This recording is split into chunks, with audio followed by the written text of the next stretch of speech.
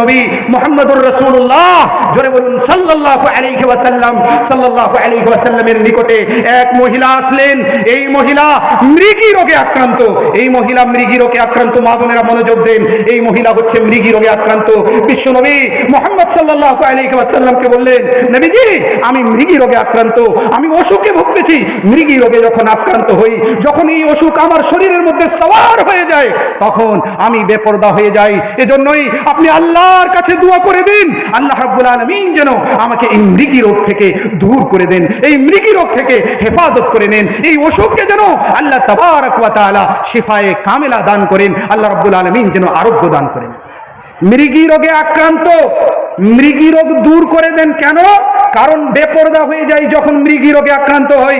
এবার প্রশ্ন আপনাদের নিকটে, একজন ভাই শুয়ে আছেন, ঘুমিয়ে আছেন, ঘুমানো অবস্থায় ইসলাম আছে? ইসলাম লাগু আছে? ইসলাম রুলস হবে, মানতে হবে? ঘুমিয়ে আছেন, যদি তাই হতো তাহলে স্বপ্ন দোষেও গুনাহ হবে, স্বপ্ন দোষেও পাপ হবে। পুরুষদেরও স্বপ্ন দোষ হয় আর মহিলাদেরও স্বপ্ন দোষ হয়। যদি তাই হতো তাহলে ঘুমাতে গেলে স্বপ্ন দোষ হলে আপনার গুনাহ হবে, কিন্তু গুনাহ নেই।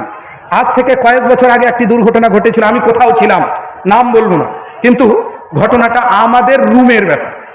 কোনো ভাই কোনো এক জায়গায় ঘুমিয়েছেন, ঘুমাতে গিয়ে উনি ঘুমন্ত অবস্থায় অন্যের সিটে চলে গেছেন। তো যার সিটে চলে গেছেন ওটাকে খারাপ মনে করেছে, আমার সিটে চলে আসলো কেন? তখন এরপরে নিয়ে আসলো বিচার, আমার কাছে নিয়ে আসলো এবং আরো অন্যান্য ভাই ছিলেন, তাদেরকে ডাকলাম। আর তাদেরকে ডেকে রাত 12টা 1টায় এবার বিচার হচ্ছে। কি বিচার? যে রাতের বেলায় আমার সিটে ওই ভাই ঘুমাতে চলে এসছে, অথচ আমি জানি না, এর বিচার করে দিন। ভাই এর বিচার হবে? জোরে বলে। ঘুমন্ত অবস্থায় যদি চলে যায়, এর যদি প্রমাণ না থাকে তাহলে এটার বিচার হবে? এটার বিচার হবে না, কারণ আপনি ঘুমিয়ে আছেন। ঘুমন্ত অবস্থায় ইসলাম বিরোধী কাজ হলে, 100টি মেয়ের সঙ্গেও জেনা হলে, হাজার হাজার মেয়েটির সঙ্গেও জেনা হলে, স্বপ্নদোষ হলে গুনাহ হবে না, পাপ হবে না, যতক্ষণ পর্যন্ত ঘুমিয়ে থাকবে। ঠিক তেমনি ভাবে যতক্ষণ পর্যন্ত পাগল আছে, পাগলের উপরে ইসলাম লাগু হবে না। যতক্ষণ পর্যন্ত নাবালেগ আছে, ইসলাম লাগু হলেও সে যদি গুনাহ করে নেয় তার উপরে কোনো সাজা হবে না। তো এজন্যই বলেন মহানবী সাল্লাল্লাহু আলাইহি ওয়াসাল্লামের নিকটে এই মহিলা আসলেন, এসে বললেন আমি মৃগী রোগে আক্রান্ত। আল্লাহ রাব্বুল আলামিন তো বিশ্বনবী মুহাম্মদ সাল্লাল্লাহু আলাইহি ওয়াসাল্লামকে বললেন, আল্লাহ রাব্বুল আলামিনের নিকটে একটু দোয়া করে দিন, যাতে করে আমার এই রোগটা ঠিক হয়ে যায় এবং আমি যেন বেপরদা না হই। তার মানে কি ইসলামের রুলস নেই, লাগু হবে না, তারপরেও পর্দা?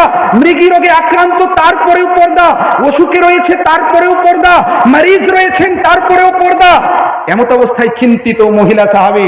আর আমরা বর্তমানে টিকটক শুরু করেছি, আর টিকটকের মাধ্যমে নিজ গলার আওয়াজকে মা বোনেরা এবং নিজ শরীরকে পরিপূর্ণভাবে লোকেদের সামনে প্রকাশ করছে। আল্লাহ রাব্বুল আলামিন আমাদেরকে হেফাজত করুন, সকলে বলি আমিন। বিশ্বনবী দুইটা অপশন দিলেন, দুইটা অপশন। এক, মহিলা তুমি যদি সবর করতে পারো, তুমি যদি ধৈর্য ধারণ করতে পারো, তাহলে সবর করার কারণে, ধৈর্য ধরার কারণে আল্লাহ রাব্বুল আলামিন তোমাকে জান্নাত দান করবেন।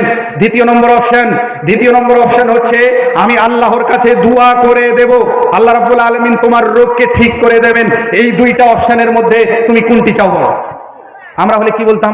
আমার চোখ নাই, আমার যেন অন্ধটা দূর হয়ে যায়, আমি যেন চোখে দেখতে পারি, আমার অসুখ আছে অমুক, এই অসুখটা যেন দূর হয়ে যায়, এ ধরনের কথা আমরা চাইতাম। কিন্তু ওই মহিলা সাহাবী দেখেন তাদের আখিরাতের প্রতি কত আগ্রহ ছিল। সে কিছুক্ষণ ভেবে বলছে যে নবীজি আমি সবর করে নেব, ধৈর্য ধারণ করে নেব, তবে আপনি আল্লাহর কাছে দোয়া করে দিন, আমি যখন মৃগী রোগে আক্রান্ত হব ওই সময়ে যেন আমি বেপরদা না হয়ে যাই, আমার মান সম্মান যেন হানি না হয়। এজন্যই আপনি আল্লাহর কাছে দোয়া করে দিন। যখন ইসলাম লাগু হবে না, যখন কোরআন লাগু হবে না, যখন হাদিস লাগু হবে না, যখন ইসলামের কোনো রুলস ফলো করার কথা আসেনি, ওই সময়ে মহিলা সাহাবী ইসলামকে ফলো করার কথা বলছেন, ওই সময়ে বেপরদা থেকে বাঁচার জন্য চেষ্টা করছেন, বিশ্বনবীর কাছে দোয়া চাচ্ছেন, নবীজি আপনি দোয়া করে দেন, আমি সবর করে নেব, ঠিক আছে, এই মৃগী রোগে আক্রান্ত থাকবো, ঠিক আছে, কিন্তু যখন মৃগী রোগে আক্রান্ত হব তখন যেন আমি বেপরদা না হই, ইসলাম বিরোধী কাজ যেন না হয়ে যায়, এটার জন্য আপনি দোয়া করে দিন। এই ছিল মহিলা সাহাবী।